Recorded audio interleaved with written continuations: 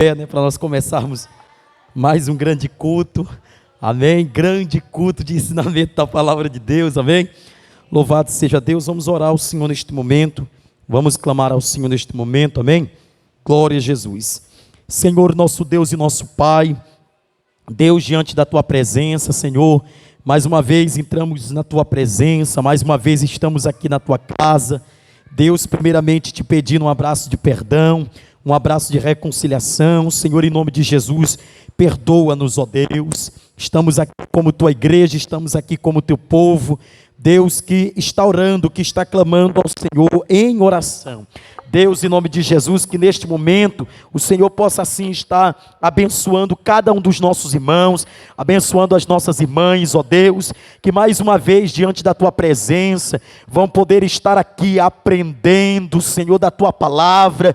Deus, pois os tempos em que estamos vivendo são tempos trabalhosos, são tempos difíceis, em que precisamos aprender a tua palavra. Deus, estamos estudando escatologia bíblica, Senhor, um grande tema muito importante para o tempo que estamos vivendo. Então, Senhor, que nesta noite, Pai, como as demais noites em que o Senhor abençoou a igreja, que a igreja também possa mais uma vez ser abençoadas por esse poderoso ensinamento da palavra, Deus. E assim nós oramos e assim nós abençoamos, meu Pai, este grande culto que está se iniciando em nome de Jesus. Amém. Louvado seja Deus. Amém. Vamos convidar nesta noite aqui a irmã Jussara, diaconisa, para estar louvando os 2 hinos congregacionais. Amém. Glória a Deus.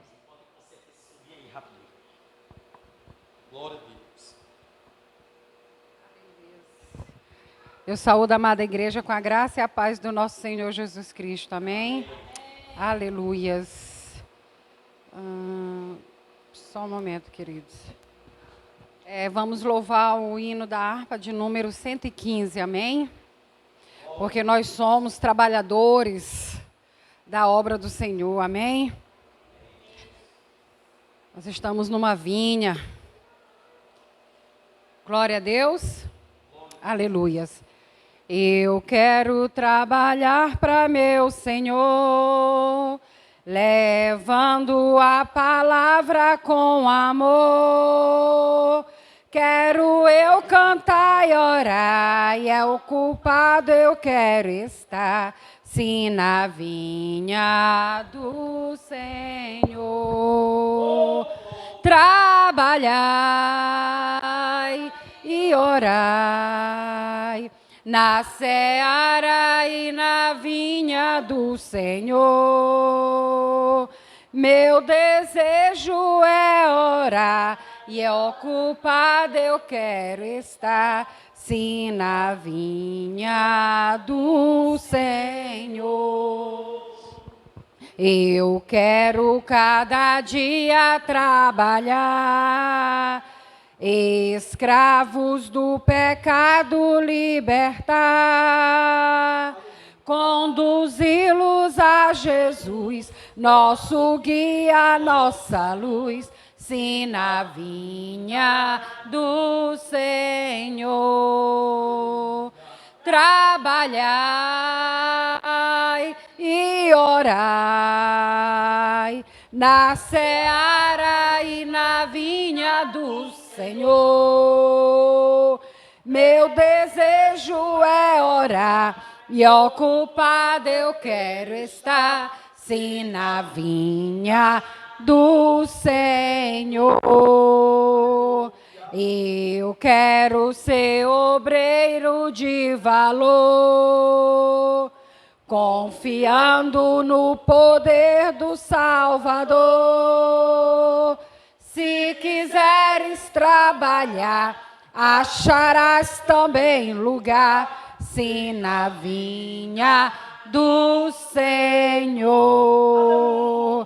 Trabalhai e orai na seara e na vinha do Senhor. Meu desejo é orar e ocupado eu quero estar, sim, na vinha do Senhor. Glória a Deus, aleluias. Louvado seja teu nome, Senhor. Oh, maravilhoso é estar na tua presença, meu Deus. Vamos louvar o hino de número 526.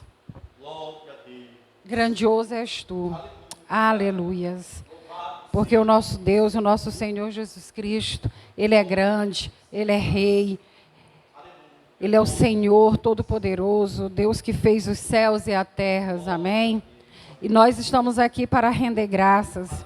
E depois iremos aprender da palavra, o manjar que vem do céu, amém? Senhor, meu Deus, quando eu maravilhado contemplo a tua imensa criação, na terra e o mar e o céu todo estrelado, me vem falar da tua perfeição. Então minha alma canta-te, Senhor, grandioso és tu, grandioso és tu.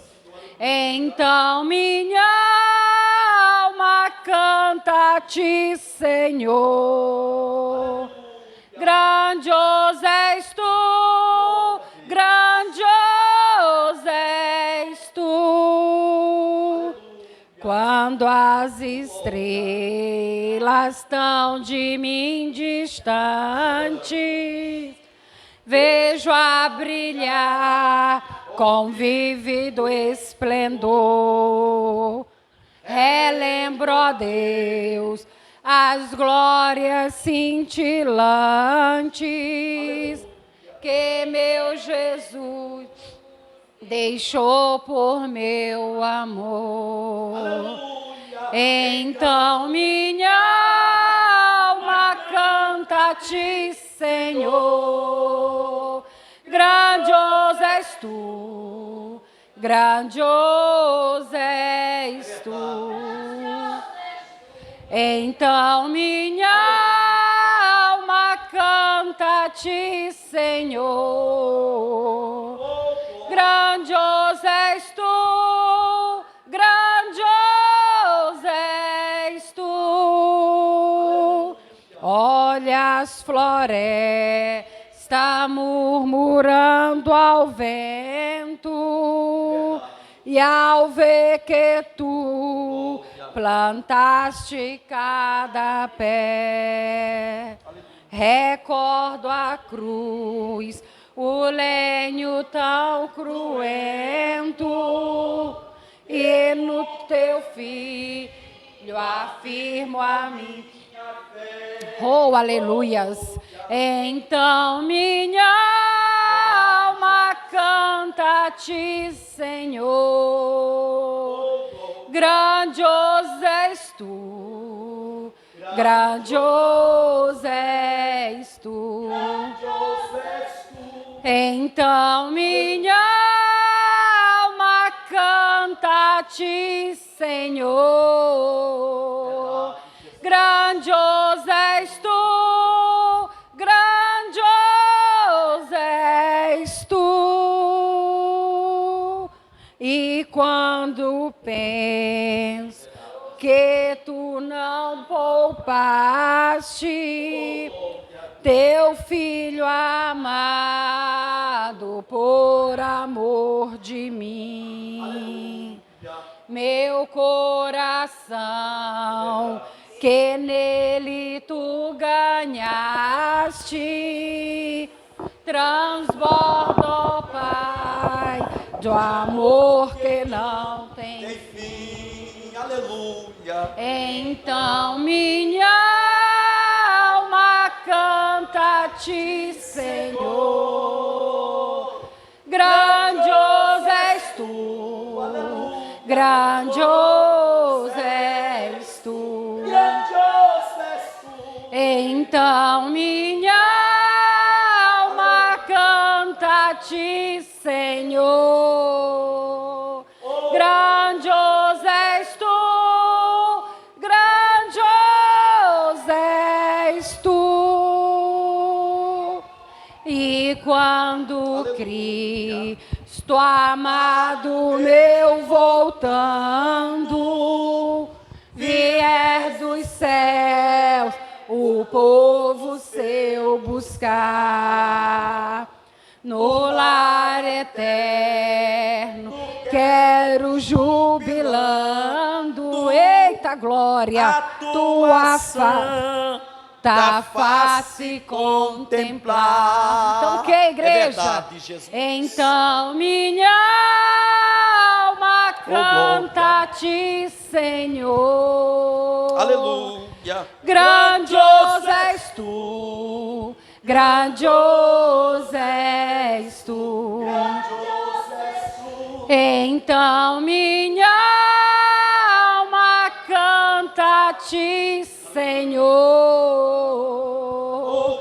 Grandioso és tu, Verdade, grandioso és tu. Eita, glória a Deus, aleluias.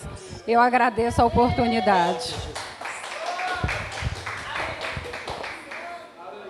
Glória a Deus, amém? Meus irmãos, pode sentar, vamos para o nosso estudo. Glória a Deus.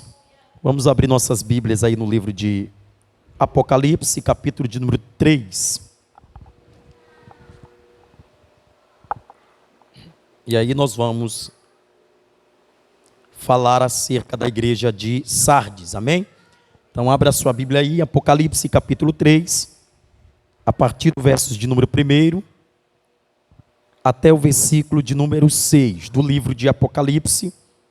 E aí eu vou pedir para os irmãos anotarem esse tema que está aqui no nosso slide, ok?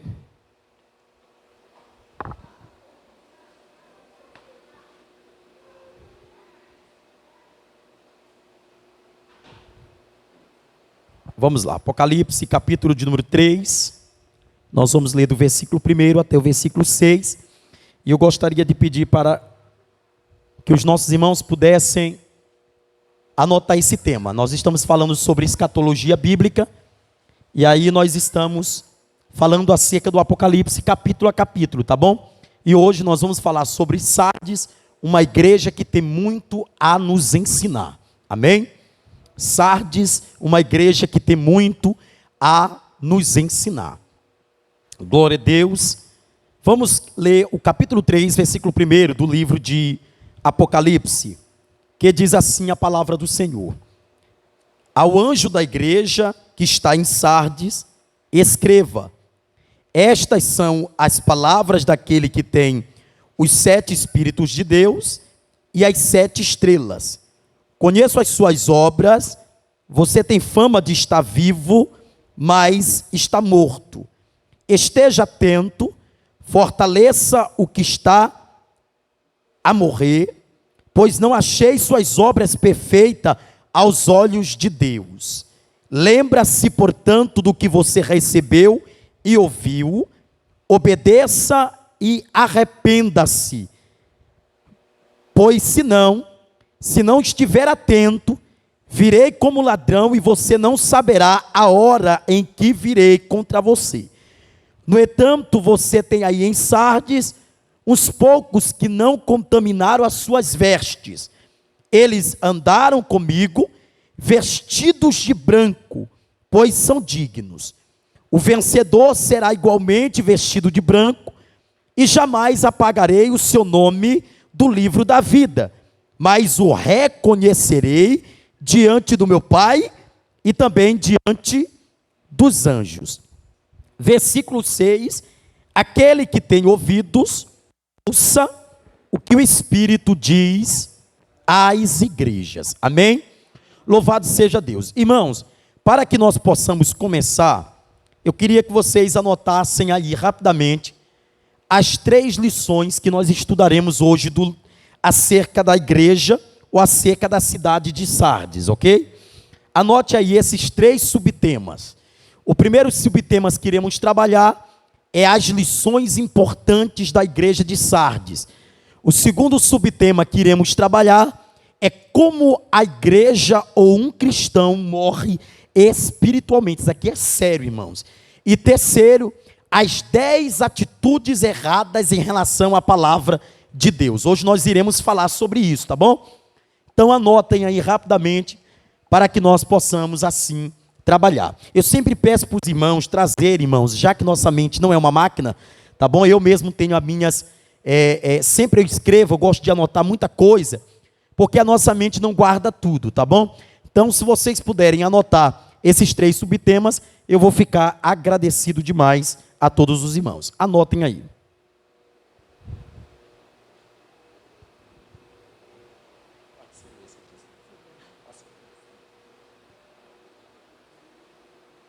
Glória a Deus.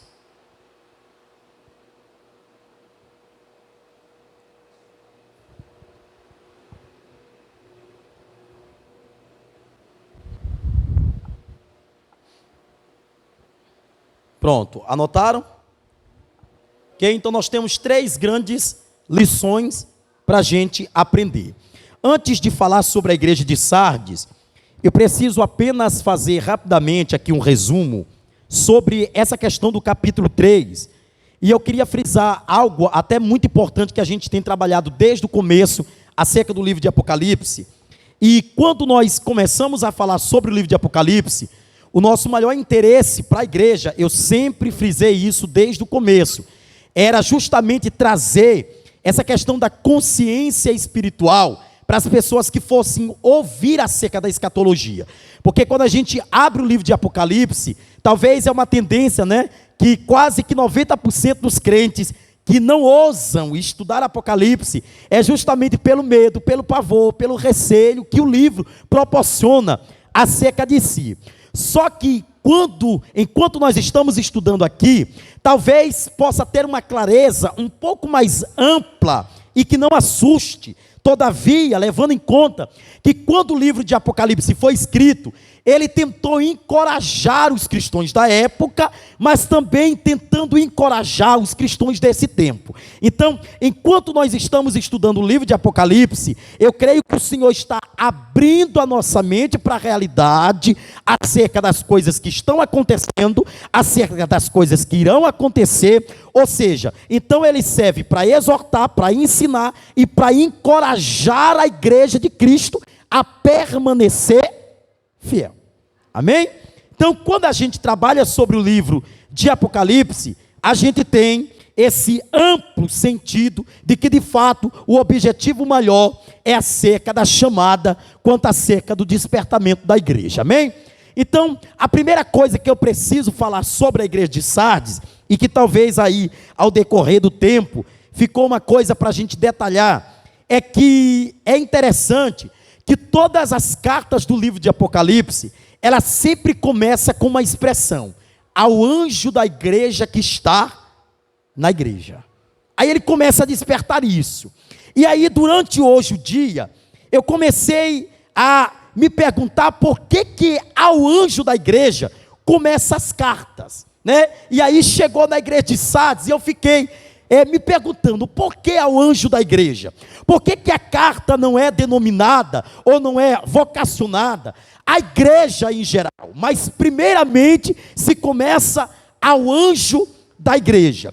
E aí eu encontrei 8 razões que me faz acreditar que a primeira exortação, a primeira orientação, o primeiro despertar se começa pela vida da liderança, pela vida do pastor.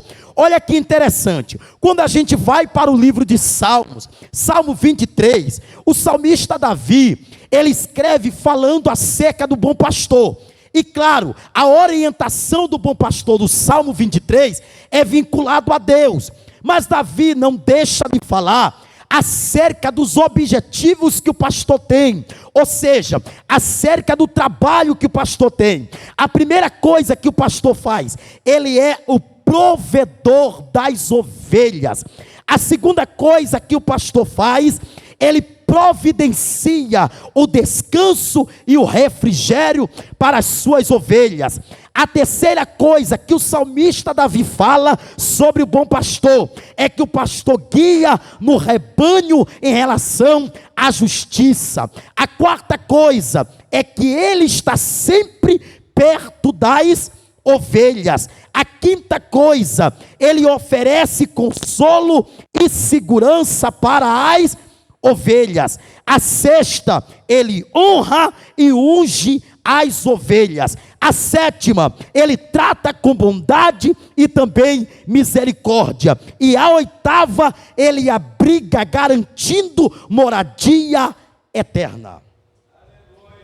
Aí vocês olham para cá e dizem assim: pastor, mas o que me interessa saber acerca do pastor? Porque se uma igreja tiver um pastor, se uma igreja tiver um líder, se uma igreja tiver uma liderança, a qual essa liderança, a qual esse pastor, a qual esse alguém que foi colocado como líder maior, não estiver despertado, logo então as ovelhas que estão sob o cuidado dele, provavelmente também não estarão despertadas. Gente, eu vou falar algo aqui para vocês que sirvam para que, se houver o caso de vocês procurarem, ou vocês terem interesse em relação à saída da igreja para outra congregação, que isso é relativo, tá bom? Isso é denominado por tempo. Vocês procurem pastores que possam direcionar vocês, que possam orientar vocês. Aí eu vi a preocupação de Deus e a preocupação das cartas começar primeiramente chamando a atenção do exercício do pastor. Ele diz: ao anjo da igreja. Ou seja, o primeiro despertamento deverá começar por quem? Por mim, que estou a conduzir vocês. Só que o problema é que às vezes nós queremos colocar algumas obrigações no meio do rebanho, que cabe primeiramente o primeiro exemplo, ou seja, que cabe primeiramente o primeiro despertamento pela liderança que rege a igreja. Quem é que está sobre mim? Qual é o testemunho da pessoa que está sobre mim? A liderança que está me direcionando, a liderança que está me orientando, quem é ele? Eu sei da história dele, eu sei qual é a fama dele, eu sei o que as pessoas falam acerca dele, e a família, e o vizinho, e as pessoas de perto, e as pessoas de longe. Para vocês terem uma ideia, antes da gente trabalhar sobre a igreja de Sardes, eu preciso dizer para vocês que o apóstolo Paulo, todavia, quando se tratava de escolher líderes para a igreja, o apóstolo Paulo não tratava ou não escolhia esse líder por amizade, ou simplesmente por gostar daquele indivíduo, ou simplesmente porque aquele indivíduo tinha o dom, ou simplesmente porque aquele indivíduo tinha o carisma. Legal, bacana, tudo isso é válido, mas o que a Bíblia mais cobra dos líderes atualmente, nos dias atuais, é o bom testemunho, é o caráter que ele exerce, é a função que lhe requer ser ele experimentado. Por isso o apóstolo Paulo, quando está dando ênfase para esse tema, acerca do anjo da igreja, ele diz assim para Timóteo: não escolha os recém-convertidos para o exercício ministerial, porque se ele ainda não é provado, provavelmente ele não pode ser um exemplo. Ele tem que ser um exemplo. Aí você olha para mim e diz assim: pastor, vamos lá para a Bíblia, vamos começar a falar sobre a igreja de Sardes. Não, calma. Se você não entender quem está lhe dirigindo, provavelmente você pode estar debaixo de uma maldição, que nós precisamos ter cuidado. Por exemplo, o pastor que prega, quantas vezes ele já se divorciou? O pastor que prega, quantas vezes ele já não foi ao mundo e voltou novamente? Quantas vezes ele não caiu no adultério? Quer dizer, tudo isso é válido. Se nós observarmos o tempo que nós estamos vivendo, a igreja não está levando isso a sério. Nós estamos escolhendo igreja pelo número de pessoas, pelaquilo que pode ser possibilitado, oferecido para nós. Nós estamos esquecendo que os líderes com seus testemunhos, eles validam a igreja. As pessoas vão buscar a igreja muito mais por Cristo, mas em segundo plano é pelo pastor. Paz, o pastor ali é homem de Deus. Paz, o pastor ali é um homem sério. Paz, irmão, aquele pastor ali, ele tem uma vida correta. Eu nunca vi esse pastor se misturando nesse tipo de grupo. Eu nunca vi esse pastor contribuindo para esse tipo, né? Às vezes nós precisamos observar, gente. Vocês compreendem? Pode sim.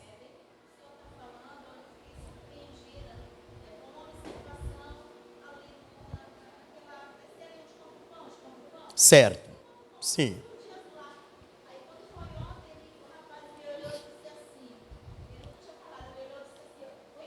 Sim.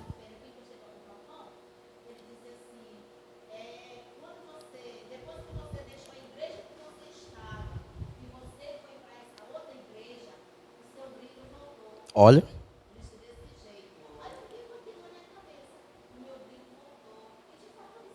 Sim.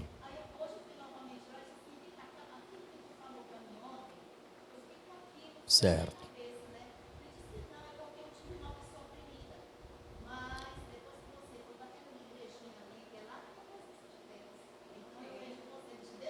Tá vendo? Exatamente. Exatamente. E às vezes a gente não leva isso a sério, a gente já deveria levar isso muito a sério, tá bom? Gente, aprenda isso aqui, ó. Aprenda isso. Ao mesmo passo que o pastor pode lhe motivar a ser uma pessoa de Deus, ele pode também ser uma referência péssima para você não adorar a Deus. Tá bom? Isso é muito sério. Vamos. Pronto, aproveita a oportunidade, amém? Gente, ó, rapidamente, ó. Nós estamos gravando o culto. Se você quiser parar e perguntar, você pode, tá bom? Tá certo? Não tem nenhum problema. Eu só quero que vocês não saiam daqui com nenhum tipo de dúvida, ok? Vamos falar sobre a primeira lição acerca da igreja de Sardes, que é o nosso primeiro tema. Quais as lições? Olha bem para isso aqui, gente, que isso aqui está bem definido para nós, tá bom? A primeira coisa, 3 distintas classes de pessoas formavam a comunidade cristã de Sardes. A primeira delas, os mortos. A segunda dela, os que estavam morrendo. E a terceira, os que realmente tinham vida. Aí você para aqui e vem para cá e analise comigo. Se Deus não tivesse interesse em nos exortar, em nos despertar, para viver de fato o verdadeiro avivamento, então logo nós não teríamos preocupação em aprender sobre isso daqui, ó. Porque muitas pessoas da igreja já estão mortas.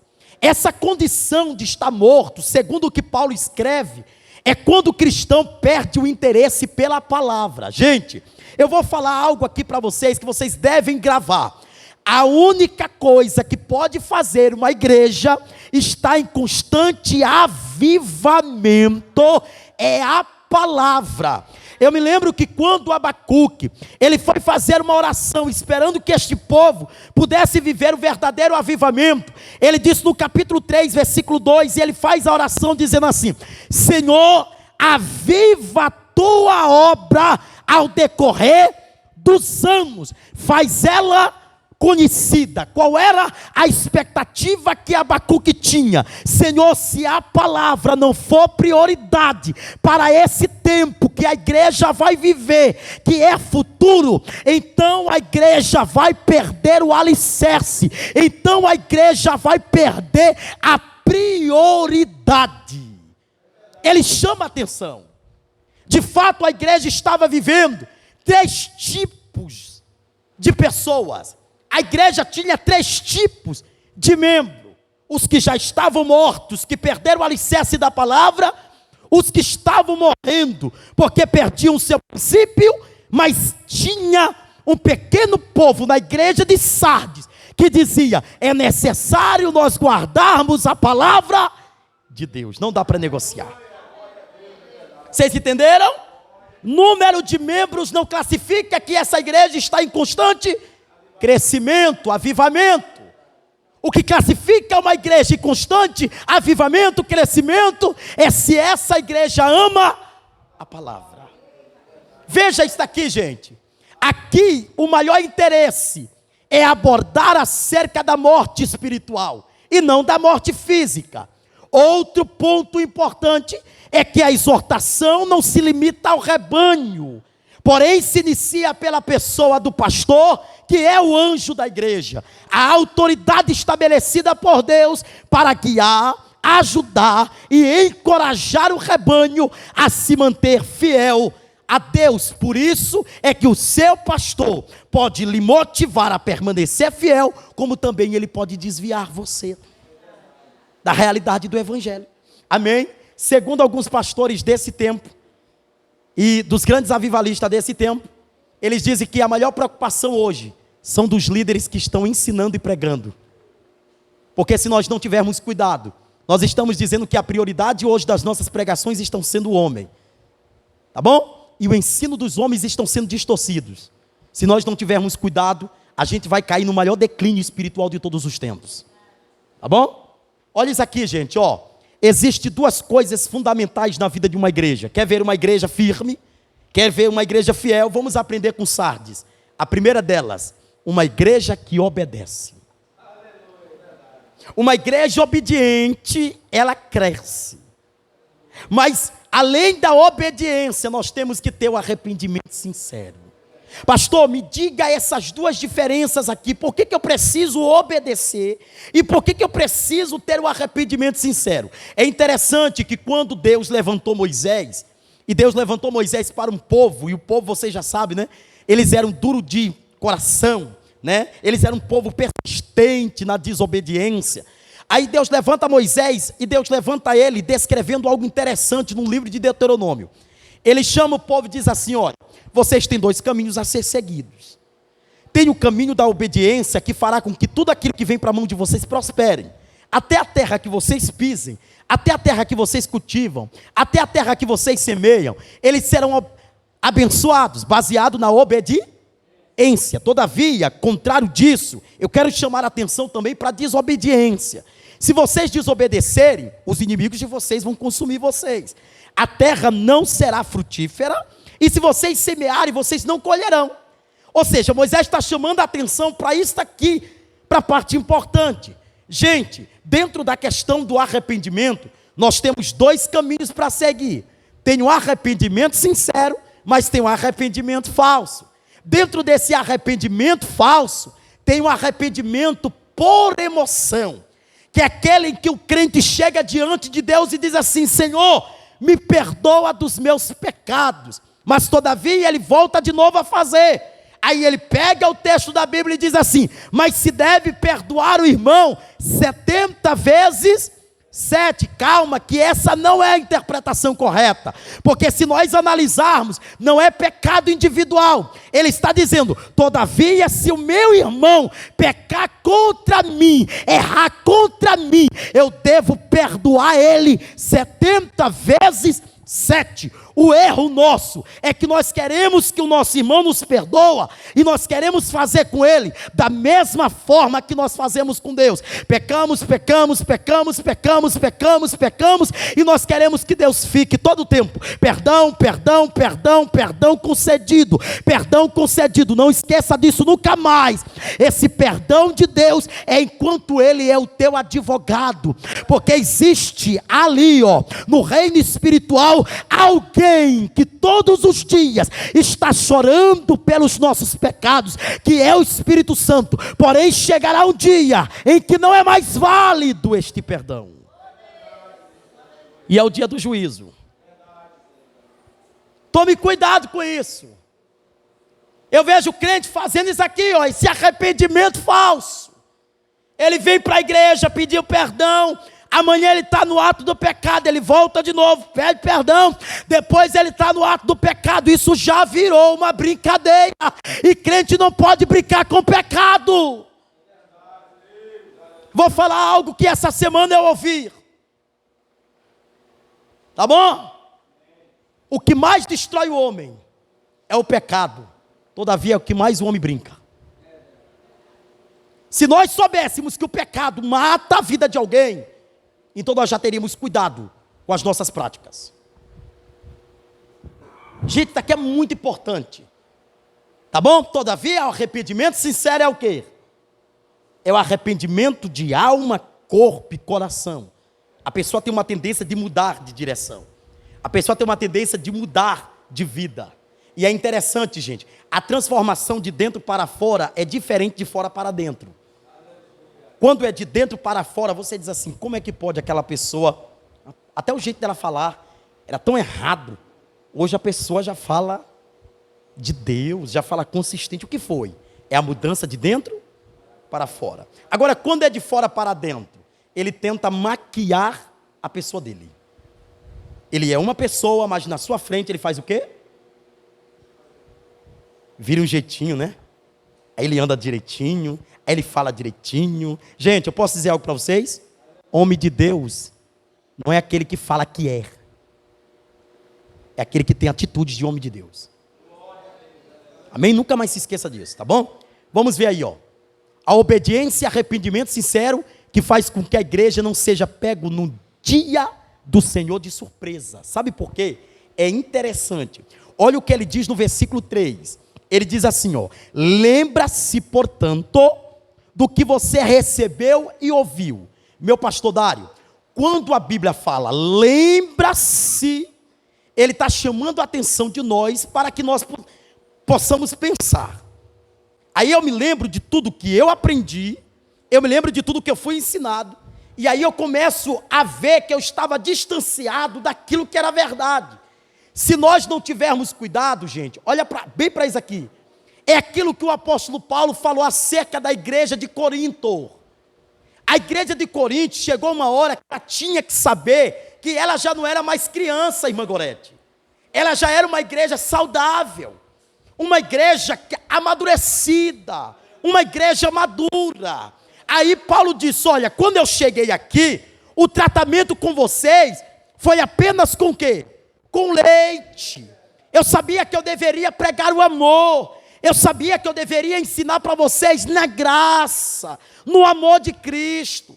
Agora que vocês são maduros, o meu ensino agora é com o quê? É com a correção, é com o juízo, é com a justiça. Amados, aprenda isso. Aprenda isso. Tudo o que nos foi ensinado até hoje foi válido. Sabe? Talvez você já passou por muitos pastores. Talvez você já foi ensinado por muitos pastores. Hoje está sendo ensinado por mim. Mas tudo que os seus pastores ensinaram que era correto pela Bíblia Sagrada, valeu para a sua fé estar estabilizada hoje. Aí às vezes a gente tem uma tendência de dizer assim, não, mas porque era desse... Não, calma, tudo o que lhe foi ensinado, que é bíblico, tá bom? Foi algo que consolidou a sua fé, para você se manter hoje do jeito que você está.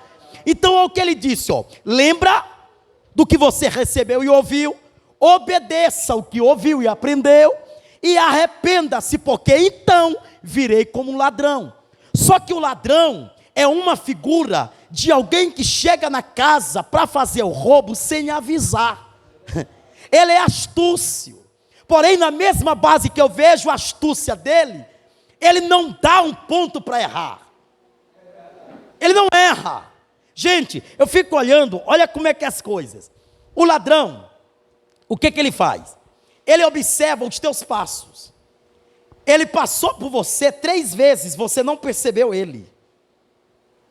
Ele passou na porta da tua casa diversas vezes, porém você não percebeu. Porque o que favorece o ladrão é o teu descuido. Entendeu?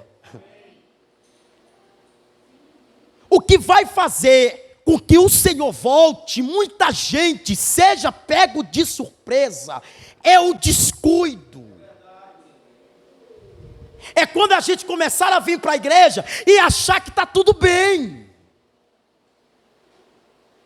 É quando a gente começar a vir para o culto e achar que a única parcela do culto que eu possa fazer é sentar, ouvir a palavra, pegar a minha Bíblia e ir embora. Quando tudo isso ficar costumeiro, pode dizer que você está se desviando aos poucos. E você não está se dando conta. Jesus chama a nossa atenção. Eu vou falar, papai. Olha para isso aqui, ó.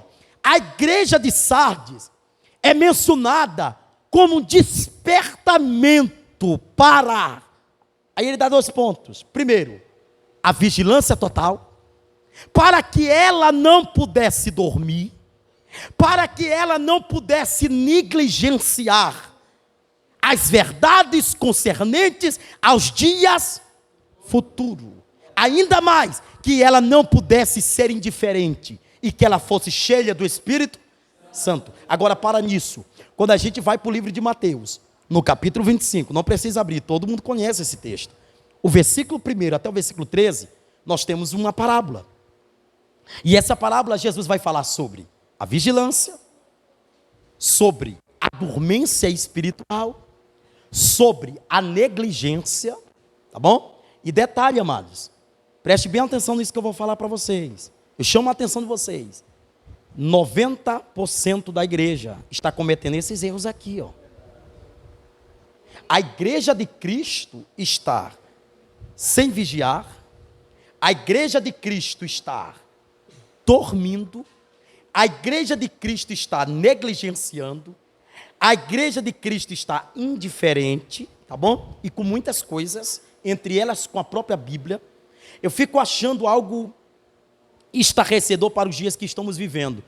Todo mundo está preocupado com o relacionamento com o irmão, mas nós não estamos preocupados com o relacionamento com a Bíblia. O que adianta você ter um bonito relacionamento com o irmão da igreja e com a sua Bíblia você ser indiferente? Aí você fica dizendo, não, pastor, porque está na Bíblia que nós devemos, amar uns aos outros, que nós devemos... Muito bem, isso tudo é válido, isso é bíblico isso aqui. Mas você sabia que se você não tiver amor por completo, você nunca saberá o que é o amor de verdade? E é interessante, quer ver uma coisa? Olha como é que é, moralmente. Os 10 mandamentos, o primeiro mandamento diz o quê? Lá no livro de Êxodo. Amar a Deus sobre todas. Agora para aí. Isso é moral. Isso é Deus falando que o relacionamento dele com o homem é na sua moralidade. Então ele diz, amar a Deus acima de todas as... Legal, bacana. Não é isso? Isso está no Antigo Testamento. Agora, quando você vai para o Novo Testamento, que Jesus está conversando com o rico, ele diz assim, ó, amar a Deus com todo o conhecimento, com a alma, com o entendimento e com o coração. Ou seja, parece que tem algo a mais que não foi contada lá no começo do moral. Então agora o que Deus está dizendo para mim, não adianta eu querer amar a Deus sem que o meu coração reflita esse amor. Não adianta eu querer amar a Deus sem que a minha alma, sem que a minha mente, sem que as minhas emoções possam estar ligadas a Ele, será inútil. Aí é que eu fico olhando muitas pessoas, com base na sua boca, verbalmente, dizerem assim, eu amo a Deus, mas desobedecem a Deus nas suas atitudes.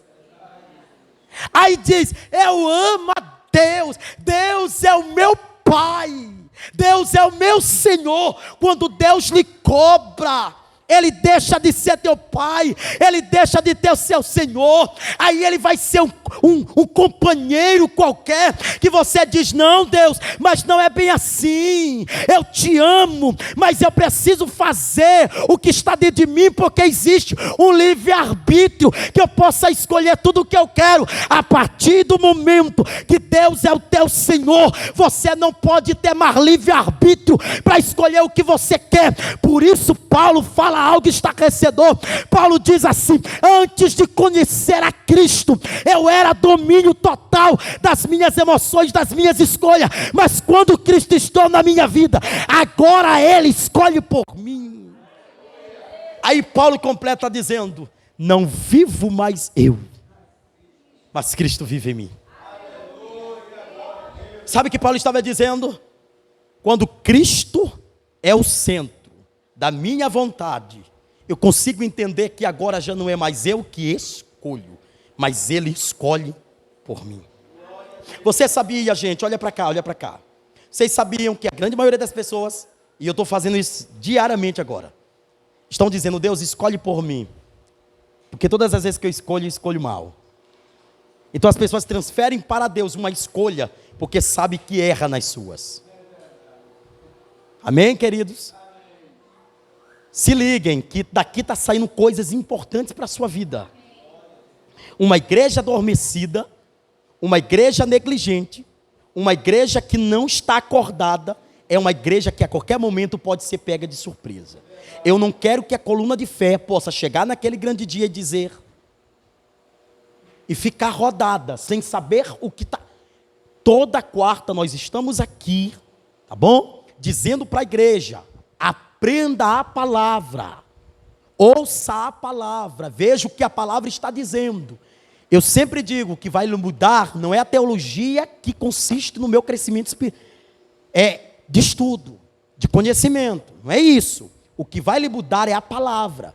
Então, às vezes, é preferível você falar acerca da palavra com humildade, tá bom? Uma palavra simples, do que você falar 10 palavras que ninguém lhe conhece, que ninguém sabe o que significa, né? E não mudar a vida de ninguém, porque vai ficar uma coisa vazia, e a palavra de Deus não é vazia, ela é uma palavra viva. Pode falar, meu pastor.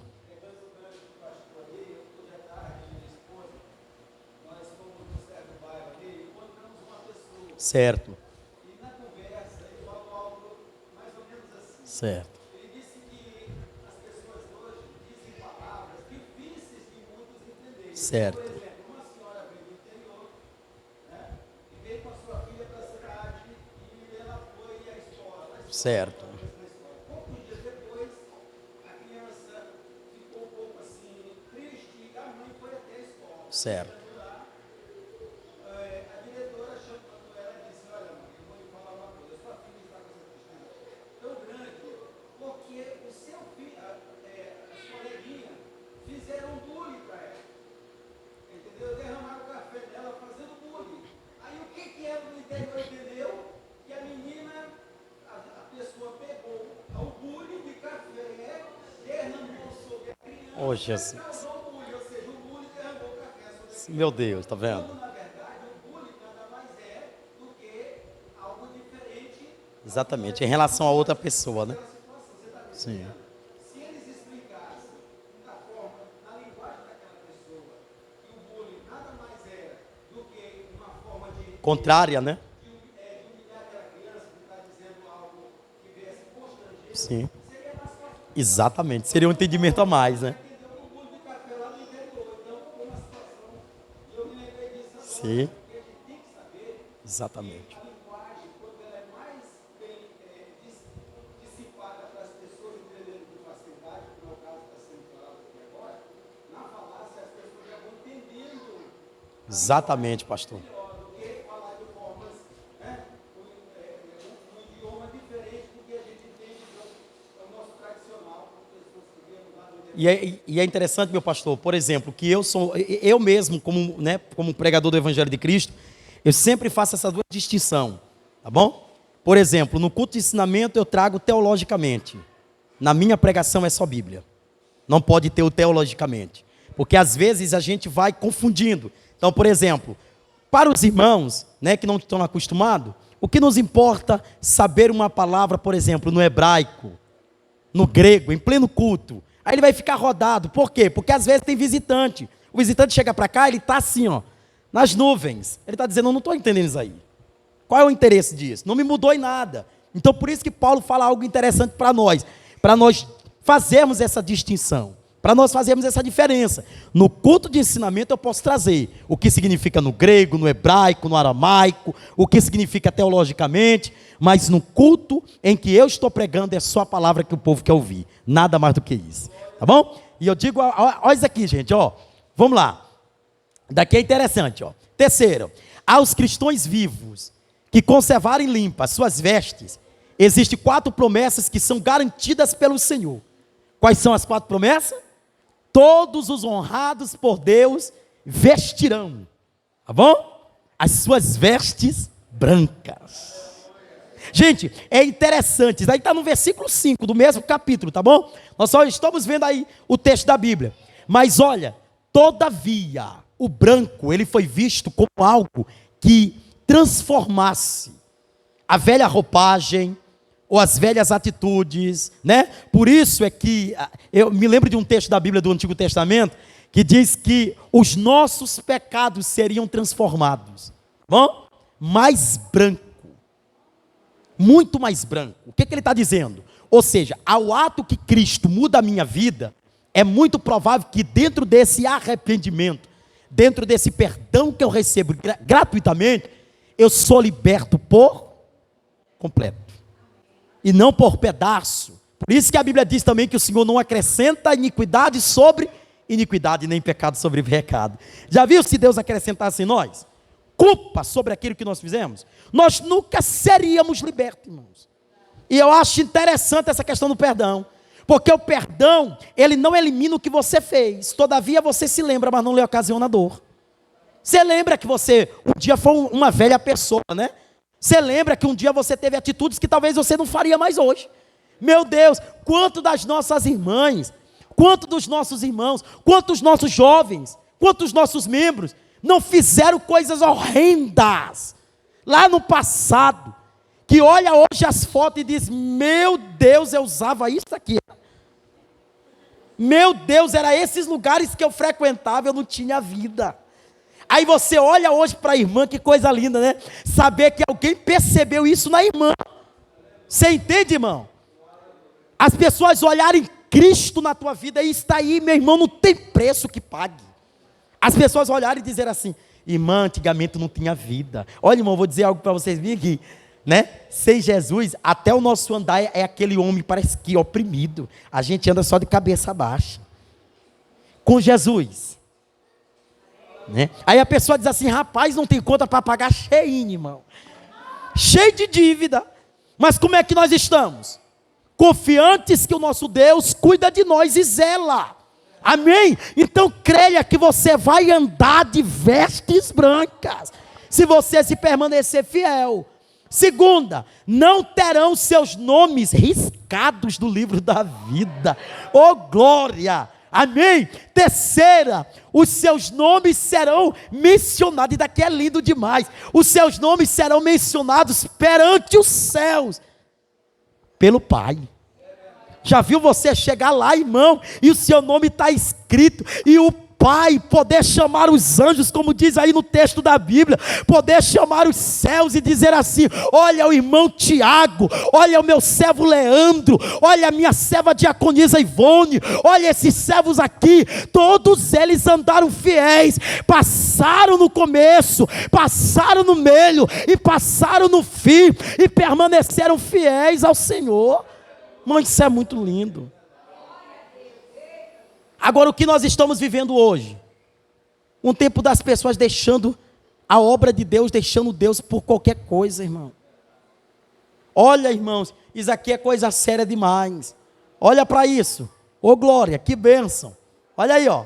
Essa promessa do Senhor em declarar diante dos céus o nome de todos os fiéis não é só garantido para a igreja de Sardes. Ela é garantida para todas as igrejas, para todos os povos, línguas e nações que permanecerem fiéis. Vamos lá para a segunda. Gente, por isso que no slide é muito bom, né? Porque a gente copia menos, a gente aprende muito mais, tá bom? Olha aí, ó, como um cristão, agora eu cheguei numa parte importante. Como um cristão ou uma igreja morre espiritualmente? Vamos aprender isso aqui. Pastor, como é que eu posso morrer espiritualmente? Como é que uma igreja morre espiritualmente? Amados, olha bem para cá isso aqui, ó. Fofoca não destrói igreja. Talvez isso não lhe assustou, mas fofoca não destrói igreja. Tá bom? Pastor, o senhor está dizendo que fofoca não destrói. Por que muitas igrejas? É porque essas igrejas não estão firmadas na palavra. O dia que fofoca destruir igreja, então essa igreja não está firmada na palavra. Vocês vão ver aqui se o que eu estou falando é verdade. O dia que uma fofoca destruiu uma igreja, você pode ter certeza que a igreja não estava servindo a palavra. Porque se a fofoca destruísse a igreja, então a fofoca tinha destruído a igreja de Corinto. Sabe por que a fofoca não destruiu a igreja de Corinto? Porque Paulo era um homem firme. Porque Paulo combatia. Vocês entendem? Olha para isso aqui, ó. Existe uma declaração do apóstolo Paulo. Ô, papai, isso aqui é forte demais. 1 Coríntios capítulo 11, versículo 30. Sabe o que Paulo disse? E é por isso que muitos de vocês estão doentes e fracos. Tá bom? E alguns já morreram. Aqui tem uma diferença. Aqui Paulo fala uma diferença enorme. Olha para cá, gente, para vocês aprenderem. Aqui tem uma diferença. Tá bom? Primeiro, doente e fraqueza não é sinal de morte. É sinal de descuido que pode ter um alerta. Agora, a Bíblia, né, o contexto da Bíblia, dá uma vírgula. E essa vírgula pode significar muita coisa, dá diferença. Porque enquanto eu estou fraco, enquanto eu estou doente, isso pode querer me levar a uma tendência de morte. Eu vou falar algo aqui que é natural que a gente pode utilizar isso como exemplo para a igreja. Por exemplo, quando você sente uma dor no peito, você vai procurar um médico, não é isso? Aí o médico vai bater um monte de exames, para ele ter a certeza. Ó, detalhe, quando o médico, ele já sabe os sintomas, ele já sabe o que é, mas ele diz assim, vamos fazer os exames, vamos? Porque para você não vai valer a pena a palavra unicamente do médico. Para você o que vai valer a pena é ele fazer a análise de todos os exames. Aí você diz assim, agora é sério. Você entende? Quando o pastor chega diante de você, quando Deus chega diante de você para falar que você está se desviando, você tem uma reação de dizer que não. Gente, olha para isso aqui, meu Deus do céu, que graça que eu estou sentindo agora. Mas muitas pessoas morrem espiritualmente, porque quando o pastor foi chamá-las, elas tiveram uma tendência de olhar para si, e de não reconhecer a verdade, e de omitir isso para elas mesmas. Então elas dizem assim, é o pastor que acha, é um problema dele, e ele vê dessa forma, porém eu não vejo. Preste atenção. Se o seu líder está dizendo que você está se desviando, é porque você está.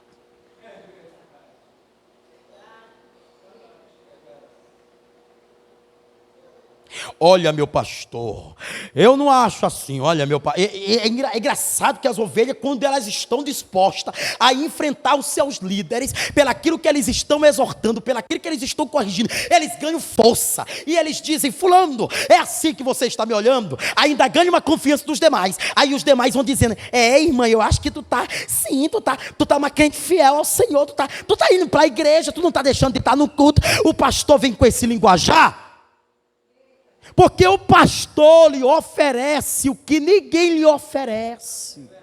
O pastor lhe dá o que ninguém lhe dá. Quando o pastor diz para você, frequenta culto de doutrina, é porque ele sabe que do tempo em que estamos vivendo, qualquer tipo de ensinamento pode levar você a corromper até mesmo a igreja em si. Aí tem gente que fica comendo de vários tipos de prato. O meu pastor é fulano, o meu pastor é ciclano, o meu pastor é Bertano. Na segunda eu sou daqui, na terça eu sou daqui, na quarta eu sou daqui, na quinta eu sou daqui. Quer dizer, você não é estável. Você é um membro do corpo sem congregação. Você não tem um cabeça que lhe rege. Você não tem uma autoridade que está sobre você. E gente, eu conheço muito esses desigrejados que estão ganhando. Chega fortaleza com isso. Eles dizem assim, o que adianta ir para a igreja? Eu acho que eu posso ser a igreja aqui. Quem disse que igreja sem corpo é igreja? Quem disse? Então quando o pastor identifica algo em você, por favor, trate de ouvir um pouco. Abaixe sua cabeça e reconheça que de fato isso está acontecendo na sua vida. Porque você quer maquiar até para o seu pastor. Não, meu pastor, estou super bem. Quer dizer, quer ver? Eu vou dizer, gente, eu estou falando, é na autoridade do Espírito. Pastor, o que tem a ver? Só porque eu faltei 4 cultos, isso não significa dizer que eu estou desviado. Eu estava fazendo meus cultos domésticos em casa, o pastor está dizendo para você, 4 semanas, 1 mês, é uma deficiência preliminar. Ele está dizendo, qualquer coisa pode lhe derrubar nesse intervalo. Você está fraco. Você precisa de tratamento. Aí quando o médico olha, que ele faz os exames, ele diz assim, ó, dá para recuperar. Aí ele vai fazer o quê? Passar um monte? Tratamento. Tem ovelha que não quer ser tratada.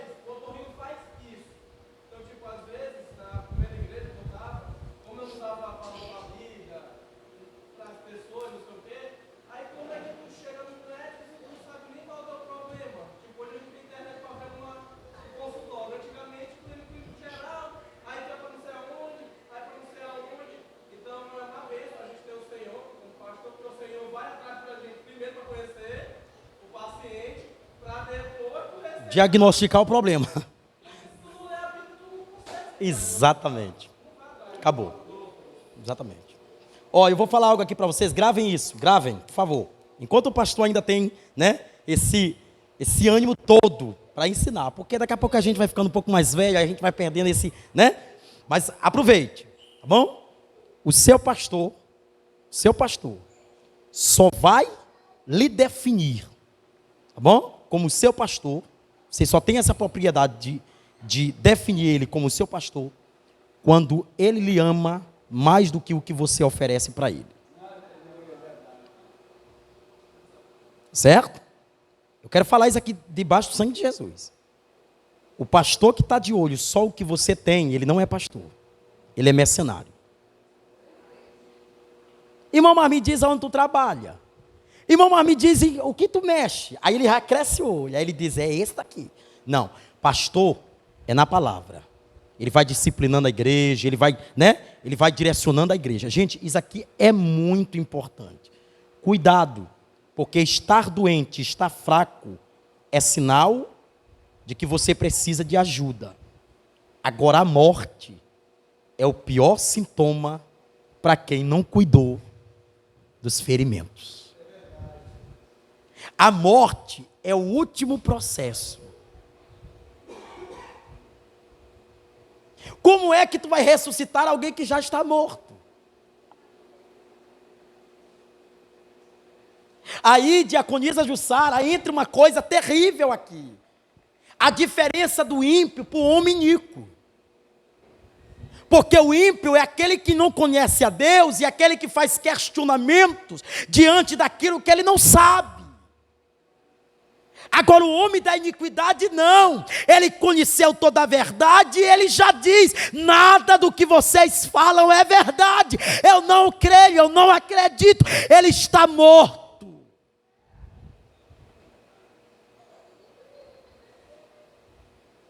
A morte espiritual, gente, são consequências daquilo que você não teve como prioridade. Tome cuidado, para você não estar um crente fraco, para você não estar um crente doente, adoecendo e enfraquecendo os demais. Me corrijam se eu não estou certo, mas um crente doente adoece outro. Um crente problemático gera problemas para outro. Um crente que não está tratado, aí ele traz todo tipo de imundícia. Quer ver algo interessante? Amados, ainda não aconteceu aqui na nossa igreja, eu espero não acontecer. Mas a gente recebe todos os tipos de pessoas de outra igreja, não recebemos? Recebemos desde aquele que tem cargo, daquele que é só membro, todos os tipos. E sabe o que eu gosto? Eu gosto quando a pessoa entra aqui e ele diz assim: pastor, eu me adaptei. Pastor, eu acho que a palavra foi a causa que me chamou a atenção nesse lugar. Aí ele vai ser tratado. Tá bom? Isso porque toda a igreja tem seus problemas. Você não pode entrar aqui achando, eu estou entrando numa igreja, aqui na minha antiga igreja que tinha vários problemas, não tem, aqui tem alguns problemas. Você vai ver eles visivelmente, e às vezes, muito mais ativo, tá bom? Nos departamentos. Mas isso não significa dizer que nós deixamos de ser igreja. Agora, a forma como o pastor trata, pode definir se essa igreja está saudável ou essa igreja está doente. E sabe como é que a igreja pode adoecer? A ausência de ensino. Não é a ausência de um bom pastor, é a ausência de ensino. Às vezes, querido, eu posso ser um bom pastor. Quer ver uma coisa? Eu posso passar a vida toda lhe visitando. Correto? Isso não vai dizer que eu sou um pastor que lhe alimenta. Isso pode ser apenas uma boa qualidade. Mas o que eu digo que vocês têm que procurar, não é um pastor que está todo dia lá. Como é que está? Ó, minha irmã, isso é bom? Não. O que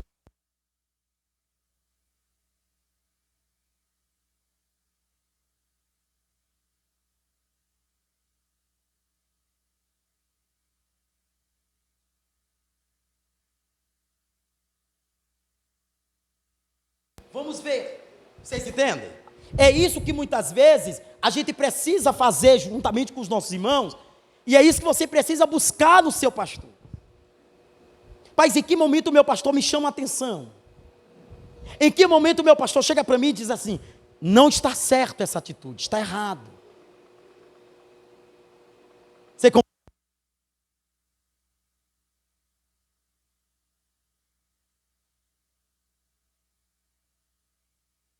E coloquei algo até muito importante aqui, em relação à Bíblia. Aumenta para mim bem aí, minha filhota. Rapidinho. De fato, o primeiro, número 1. Bom, o primeiro de lá. Isso, pronto. Perfeito. Olha só, nós frisamos aqui, baseado no que Paulo disse em 1 Coríntios 11:30, eu frisei algumas coisas que podem fazer com que nós morramos espiritualmente. Tá bom? Nós identificamos o doente e o fraco baseado nas suas atitudes. Todo crente fraco e doente, ele dá logo os sintomas. Aí o pastor já prepara logo ele. Detalhe, amados, olha isso aqui, ó. Não adianta deixar alguém no cargo doente e fraco. Tem que tirar ele do cargo para tratamento. Às vezes tem pastor que ele fica com aquela pessoa lá pela amizade. Aí o irmão está adoecendo a igreja, mas o pastor está lá. O que me importa é os 2.000 dele. Os 2.000 reais é que me chama a atenção. E ele é um crente dizimista. E ele é bom. Não. Se você não tiver cuidado, ele pode levar a igreja toda a ser dissipada. Ele pode adoecer a igreja toda. Eu acho interessante. Cadê as mulheres aqui, donas de casa? Está aqui. As donas de casa sabem o que eu vou dizer. Todo alimento é para a geladeira? Não. Tem alimento que se você botar dentro da geladeira, o que vai acontecer? Ele vai apodrecer, ele vai estragar. Não é isso? Agora tem alimento que é para dentro da geladeira, para conservar. Nem todo crente é para o altar. Entendeu o negócio aqui? Rapaz, o negócio tá bom. Nem todo crente é para o altar. Pastor, mas eu quero ter a oportunidade. Você está preparado para isso? Pastor, mas eu quero o altar. Você tem maturidade para aguentar o que nós aguentamos? Por isso é que tem gente que quer estar aqui, mas não quer sofrer os percalços que nós sofremos para nos manter nesse lugar. É bom, irmão, tá aqui, ó. Oh, é bom demais. É bom. Agora, quando você sofre para estar aqui, é que é ruim. Irmão, você não sabe quantas renúncias eu tenho que fazer todos os dias para estar aqui. Não sabe quantas, muitas. Tem dia que o inimigo vem, ó, lascando o couro, como diz lá no interior. Aí a gente bate a porta na cara dele, não quero, não aceito, não troco, não negocio. Aí tem gente que às vezes pensa que o altar é status. Altar não é foto. Altar é convivência. Altar é lenha sendo queimada.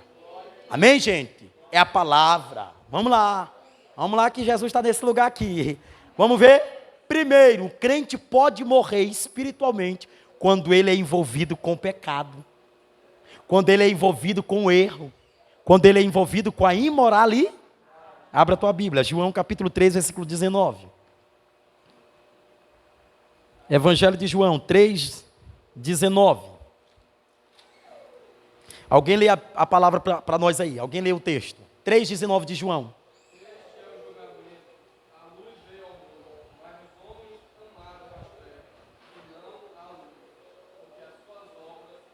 Espera aí, então os homens amaram mais as trevas, porque o que estava impregnado em sua carne era justamente os seus desejos.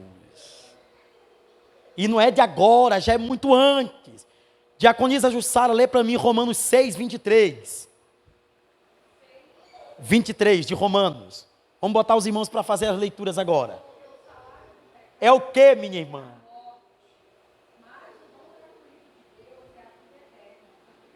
Ou seja, o que Paulo está dizendo, que o salário do pecado é a morte, ele está dizendo, você vai morrer espiritualmente, se você manter a sua vida no pecado. Ei, irmãos, preste atenção, que muitas vezes as pessoas me questionam, pastor, quer dizer que quando a Bíblia diz que ficarão os cães, ficarão os feiticeiros, ficarão os idólatras, são as pessoas que um dia já foram libertas disso? Não. As pessoas que um dia já tiveram essas práticas, que não fazem mais hoje, pela luz, pela palavra, elas estão libertas, tá bom? Elas estão salvas em Cristo. Mas quem vai perecer? Aquele que continua praticando essas coisas e não se liberta. Você sabia, irmãos, que tem pessoas na igreja que servem a Deus, mas continuam com as práticas pecaminosas? E eu vou falar algo aqui para você. Olha para cá, olha para cá. Olha para cá. Não fuja. Olha para isso aqui. Se todo dia, daqui é natural. Se todo dia você alimenta, vamos botar aqui um passarinho. Todo dia você coloca a comidinha para ele. Aí todo dia ele vai lá e come. Você não acostuma ele a todo dia ir buscar o alimento na tua casa? Pega-se um animal inofensivo, por exemplo, um gatinho. Aí fica chamando ele, miau, vem, come aqui. Todo dia ele vai estar lá. Porque tudo é questão de coxo. Tem crente que está trazendo a mala do pecado e se alimentando e saboreando dentro da igreja. Mas eu sou crente, pastor, legal, bacana. Mas quais são as atitudes da carne? Pode falar, minha irmã.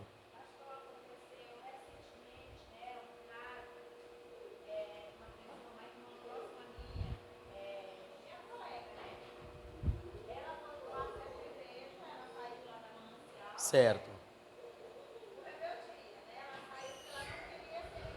Certo. Um grande problema da humanidade hoje.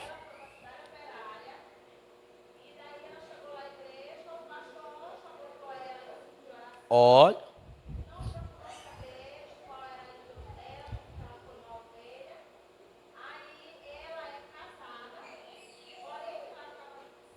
Sim.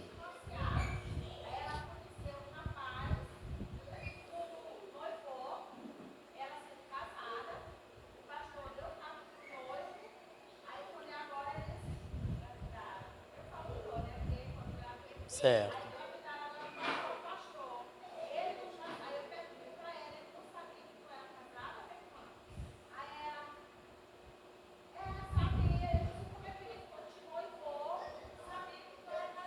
Olha aí. Tá vendo?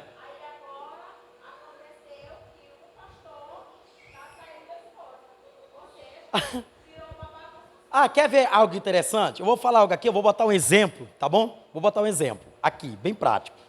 Por exemplo, o caso da família do pastor Dário. Todos eles, cada um deles, quando veio na carta, né, pastor? Todos eles tinham um cargo lá na igreja. Ok? Nós recebemos eles sabendo que cada um deles exercia uma função. Agora, quando a gente conversou lá com eles na casa deles, que é isso que é importante o pastor fazer, né? O pastor ir lá saber como é que o irmão saiu da congregação. Quando ele sabe acerca disso, isso priva a igreja de receber alguém disciplinado. Porque na carta ministerial vai dizendo a conduta que você saiu, a condição que você saiu daquela igreja. Quando o pastor recebe um crente disciplinado e impõe ele em algum cargo, o pastor está colocando a igreja no risco. Que é isso daqui que eu chamo a atenção. O pastor não pode ser motivado pelo dom. Porque parece que hoje o dom está ficando algo, parece que como prioridade no meio do rebanho. Então o pastor vê aquele irmão que canta bonito e diz assim, mas tu presta para o canto, vem para cá. Peraí, mas quantos cultos tu participa de doutrina? Peraí, eu te vejo no culto.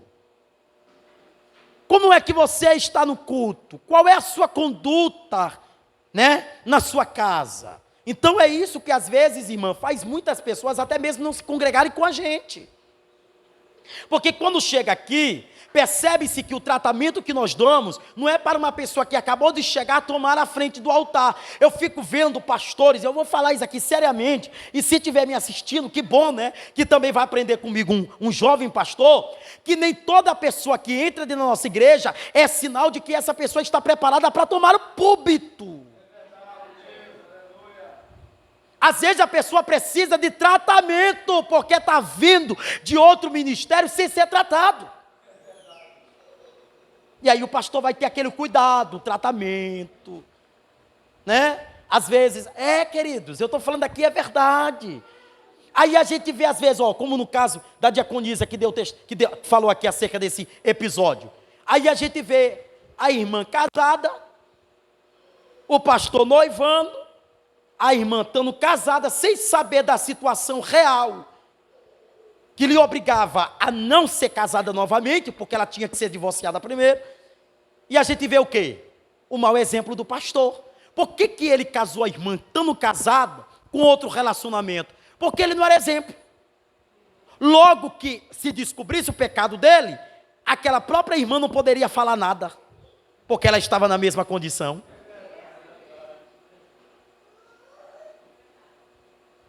Vocês entendem? Não, meu pastor, é porque pastor, a irmã é tão boazinha, e quem disse que boazinha significa alguma coisa? Pastor, é porque o irmão, meu Deus, até irmão, vou dizer para vocês aqui, tem gente disfarçada. Pastor, a pessoa fala tão de Deus. Oh, meu Deus. Mas, não é assim, meus irmãos? Meu pastor, assim, ai, meu Deus, é uma coisa assim de Deus. Não é, pode ser do cão. Vocês entendem? Eu vou falar algo aqui para vocês. Quando a ovelha é rebelde no ministério, qualquer ministério que recebe um rebelde. Não recebe uma ovelha. Porque a ovelha, ela deve ser o quê? Disciplinada na vara da correção da Bíblia. E eu vou dizer algo para vocês aqui, meus irmãos. Tá bom? Nunca saia zangado do pastor por pregar uma verdade que é para você. Sempre diga, muito obrigado, Deus. Porque talvez o meu pastor não sabe nada do que eu estou cometendo, mas o Senhor me viu e o Senhor mandou ele falar. Então, obrigado, Jesus, porque o Senhor me ama. Amém? Querido, eu estou falando é verdade. Aí, às vezes, a jovem lá, meu irmão, se tu vê o comportamento dela em casa, dança funk o dia todinho, quando chega na hora do culto, está lá no vocal, linda e maravilhosa, cantando, aleluia, aleluia. Aí os irmãos, que coisa linda. Aí o céu está dizendo, que coisa feia. Não é verdade? Aí o céu dizendo, irmãos, o céu está declarando, eu preciso dizer isso aqui para vocês, com toda a espiritualidade que eu tenho em relação à Bíblia, ninguém precisa dizer no que você está errando. Se você é um pecador consciente, você faz logo igual a Paulo, o bem que eu queria fazer eu não faço, mas o mal que eu não queria cometer, todo dia eu cometo, Jesus me perdoa. Faz logo igual a Paulo. Aí tem crente que fica disfarçando. É porque, papai, aleluia, eu sou um crente fiel. Diga logo para Deus, pai, eu sou infiel, peco todo dia. Meu Deus, o bem que eu queria fazer eu não faço. Senhor, quantas vezes eu sou errado, pai. É isso. Deus gosta de sinceridade. Deus gosta de verdade. Então tome cuidado com o envolvimento com o pecado. Tome cuidado com o erro. Tome cuidado com a imoralidade. E outra, não concorde com os erros dos irmãos, não concorde, isso não é amor. Isso não é alguém que ama e vela pela palavra. Diga para o irmão, está errado. Irmão, ó, isso daqui que o senhor, bem aqui que o senhor está fazendo está errado, irmão. Respeite como irmão, diga para ele, irmão, o senhor está errado. Mas não é assim não. O evangelho de Cristo não ensina dessa forma. Aí tem irmão que quando a gente fala que ele está errado, ele fica, é por isso que eu não tenho problema com boca, irmão. Tem irmão que eu estou pregando que ele está ruim. Eu não tenho problema com isso, eu continuo pregando. Porque tem irmão que depois que tu fala a verdade para ele, ele não fala mais nem contigo no culto. Ele passa assim, rir. Irmão, procure se consertar, diga lá para o irmão, irmão, muito obrigado. Eu não estava vendo do jeito que você estava vendo, não. Eu estava pensando que eu estava era certo, mas eu estava era errado. Amém? Irmão Monique, fala aí, minha filha.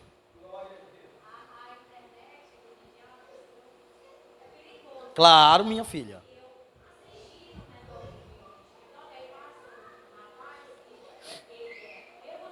Certo?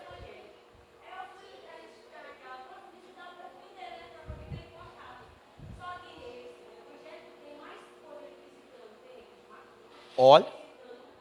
Olha.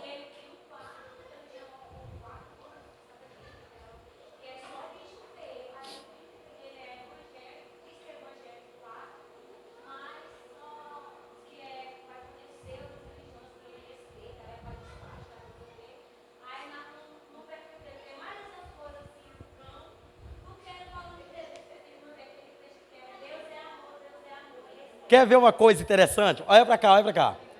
Às vezes você vai seguindo pessoas que você não conhece, só porque falou algo bonito. Eu fico vendo, ó, eu vou dizer, gente, eu vou falar, tá vendo? E olha que vocês sabem que a internet pode, né? Mas eu não estou nem aí, eu não vivo disso. Eu vivo da palavra. Vou dizer algo para vocês, não compartilhe nenhuma frase mundana, tá bom? Que não é bíblica, porque você achou interessante. Aí coloca lá uma imagem de uma pessoa que é ímpia, colocou uma frase disse assim, e bota lá no teu status. Não coloque. Coloca uma frase bíblica. Coloca uma palavra de Deus. Aí às vezes coloca lá, né? Aí coloca lá. Rapaz, tem uma molecagem muito grande. Aí bota uma frase da Deus todinho. E essa mulher conhece Deus. E essa mulher conhece a palavra de Deus. Aí coloca de não sei o que da Valesca Popozuda. Aí vai colocando de não sei o que da mulher melancia. Ah, porque falou isso aqui, eu vou postar lá. Quem lhe dá o direito disso? Preste atenção no que você coloca, porque isso pode denunciar um falso cristianismo que você serve. Irmão, para 360 dias, 300 e às vezes 61 dias do ano, tem uma palavra de Deus para cada dia. E 24 horas no dia tem uma palavra de Deus para cada hora. Amém?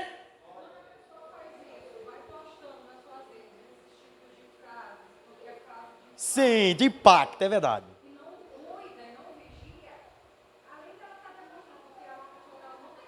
Exatamente, sim. Exatamente. Pronto.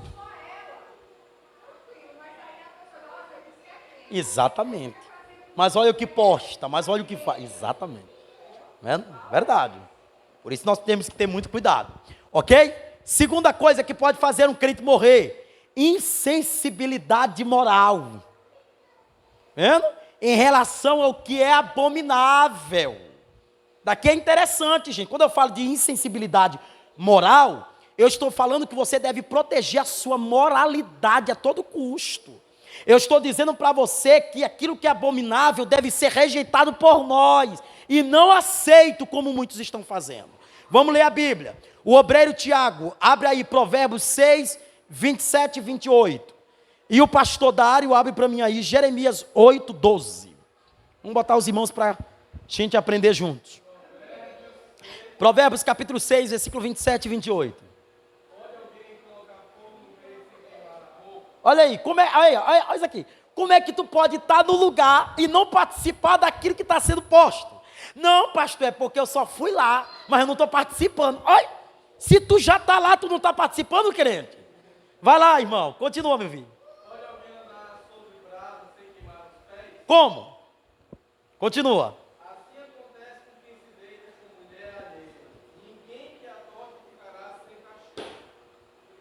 Não, meu pastor, mas é porque eu só dei uma olhadinha na irmã. Não, meu pastor, é porque eu só mandei uma mensagem para ela, nada demais. É porque vocês olham tudo maldade.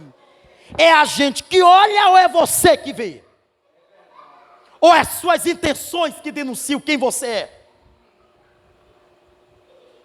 Quem se deita com mulher alheia. Gente, os líderes estão fazendo vista grossa com isso.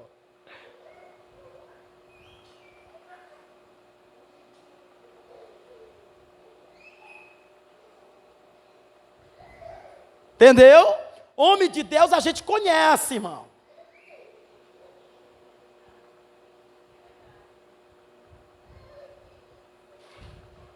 Homem de Deus, a gente sabe que é homem de Deus. Homem de Deus, até a fala dele é de um homem de Deus. Ele é determinado. O homem santo do Senhor Jesus Cristo, ele não fica com molecagem com mulher alheia. Ele não fica com intimidade com mulher alheia. É a pergunta que eu faço. Que história é essa de homem casado ter relação íntima e chamar de amiga uma mulher solteira? Que conversa é essa? Homem casado deve ter relacionamento de amizade com casais. Ele vai logo no marido da irmã. Irmão, eu quero falar com o senhor, irmão, é assim. Ô meu irmão, né, como é que está a família, como é que vocês estão? Ou seja, a relação dele é com o marido e não com a mulher do cara. Eu falo daqui com propriedade, que conversa é essa? Que homem vai ter? Não, é porque, pastor, eu quero conversar com a pastora. Tu tem que conversar comigo. Não é com o negócio de pastora. Tem que conversar comigo, com o pastor. Ah, pastor, é minha mulher. Aí a tua mulher pode conversar com a minha esposa. É assim, irmão, se a gente aprender isso, nós não vamos ter problema na igreja.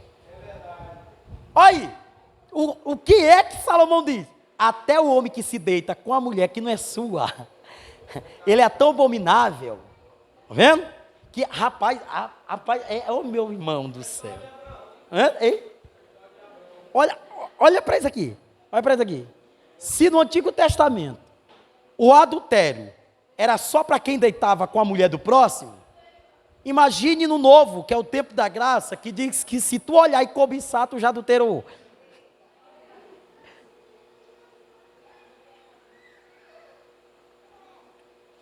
Está entendendo, irmão? Hein?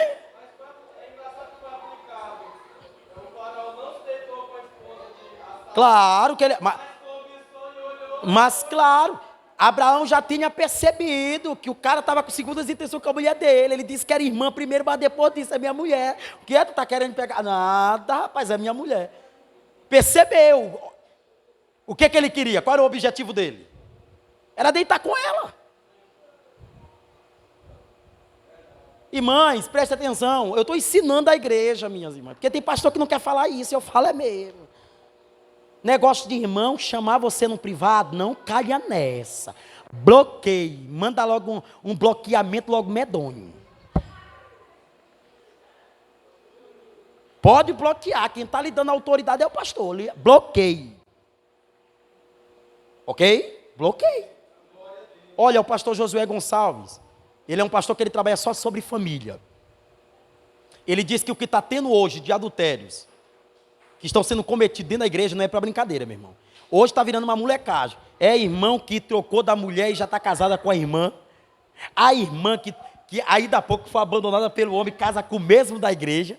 Aí fica esse negócio. Rapaz, que conversa. Né?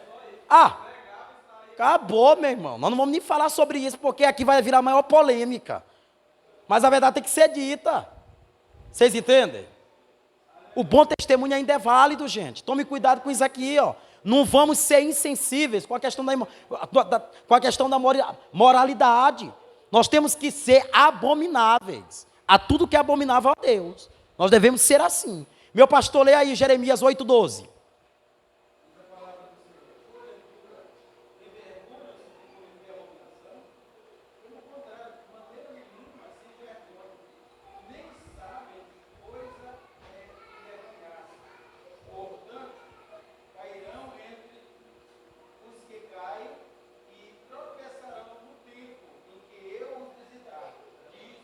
Tá bom? Olha aí, ó.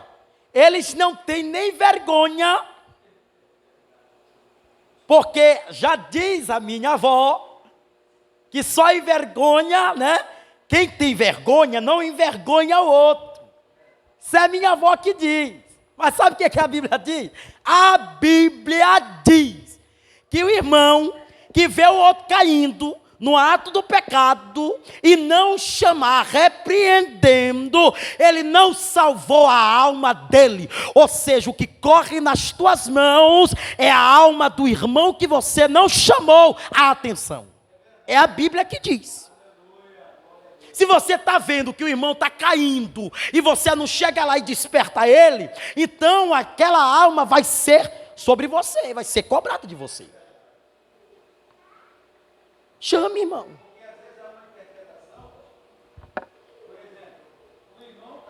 Sim. Exatamente.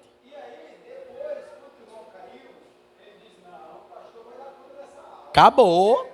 Aí ele transfere para o pastor aquilo que ele já sabia. Olha. Exatamente. E meu pastor, e outro detalhe, nem tudo pastor sabe da igreja. Tem coisa que vocês sabem primeiro da ovelha do que o próprio pastor. Aí às vezes tem gente que diz assim, mas olha para cá, gente, eu estou ensinando, me dê mais 10, 15 minutos aí para me terminar tudo. É porque às vezes tem gente que fica assim, pensa que a nossa vida é meio fácil. Não é fácil, não. Aí fica, é engraçado, o pastor continua com aquela pessoa no pecado. Mas será que o pastor sabe? Ora, se você já sabe, por que você não chamou o pastor? O pastor vai colher provas, porque ele não pode trabalhar por intenções, ele deve trabalhar por prova, e vai disciplinar, vai afastar. Às vezes é isso que deve ter no meio do rebanho, a comunicação. Ah, pastor, é porque eu não falo, porque vai me dar de fofoqueiro. Olha, irmão, fofoqueiro é diferente de quem quer livrar o outro da morte. O que quer livrar o outro da morte, ele diz assim, pastor, eu estou lhe falando, porque eu acho que isso aqui é um dever seu. Mas o fofoqueiro não. Aí ele vem, escuta, irmão. Eu não queria nem falar. Irmão, é assim que é o fofoqueiro. Olha, eu estou sabendo um negócio, não queria nem dizer. Olha, quando é coisa séria, o que ele faz? Mas eu vou direto no ponto. Mas vou chamar o pastor. Quem deve resolver esse problema bem aqui é o pastor. Então eu vou chamar ele. Né, meu pastor? Então é assim que deve acontecer. Que às vezes, aí o último a saber é quem? O pastor. E detalhe, e quem é prejudicado em tudo isso é o pastor, porque as ovelhas ficam denegrindo a imagem do pastor, por ele estar mantendo alguém no altar sem saber. Eu não posso jamais acusar alguém sem saber da realidade, sem saber do fato. Ora, ou vocês acham que tudo Moisés sabia por se comunicar com as pessoas? Não, tinha hora que Moisés tinha que falar com Deus e Deus dizia assim, roubaram. Mas Deus não dizia quem era. Deus dizia assim, furtaram, está no meio de vocês. Agora quem sabe que está? Se está um monte de gente. Aí Moisés chegava, vamos lá, nós vamos fazer aqui um negócio aqui ligeiro. Nós vamos botar contra a prova. O que foi indicado é esse. Aí não tinha como se esconder. Agora hoje, meu irmão, não dá para fazer isso. Porque isso vai ser vergonhoso. Tu já viu o pastor chamar todo mundo e dizer assim, quem pecou? Quem é que vai dizer que pecou, irmão? Ninguém. Por isso que hoje você tem algo que você pode fazer tão bonito, tão lindo, né? Chegue depois do culto, chame seu pastor e confesse. Errei, pequei, quero o seu perdão. Aí o pastor chega lá e faz o quê? Perdoa. Ô, meu filho, está perdoado em nome de Jesus. Agora detalhe. Isso, pastor, pode falar. Sim. Exatamente. Sim. Exatamente. Correto. Exatamente. Exatamente, meu pastor. Ou seja, corrompe, consome a vida dele. Exatamente. Ele não confessou. Exatamente. Meu pastor, algo interessante. Às vezes as pessoas não... irmãos, é muito importante aqui, Toda pessoa que está no pecado não consegue disfarçar. Ele pode tentar, mas não consegue. Irmão, o rosto denuncia logo. Olha, a forma que eu trabalho aqui é assim. Eu disciplino o irmão, mas eu não digo para a igreja. Agora, o meu dever como pastor é falar para as coordenações. Olha, não chame aquele irmão está disciplinado. Aí, às vezes, tem irmão que diz assim, mas pastor, o senhor falou para... Não, tinha que falar, que ela ia lhe chamar.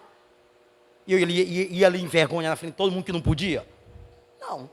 Vocês entendem? Agora, detalhe, existe uma diferença. O perdão do pastor para quem quer perdão e o perdão do pastor para quem comete de novo. Porque quem comete de novo não merece perdão. Ele está merecendo é o quê? Apanhar. Tem gente, irmão, que às vezes tu está perdoando e ele que está pecando. E ele está apanhando a vida, apanhando. E tu está dizendo, meu Deus, por que essa ovelha apanha? É porque está pecando. É porque está continuando no pecado. Ou seja, o que vai credibilizar você de uma libertação completa, irmã Monique, não é o perdão do pastor, é o perdão de Cristo. É o que vai lhe fazer você se sentir bem. Amém, queridos? Então vai e não peque mais. É a ordem do Senhor para nós. Vamos lá que é para mim terminar. Ó. Terceiro, descuido e abandono de uma vida regular de oração. Pronto, acabou. O crente deixou de orar. O crente deixou de ter uma vida regular de oração. A tendência dele é o quê? Morrer espiritualmente. Vamos abrir a Bíblia aí, Isaías 1.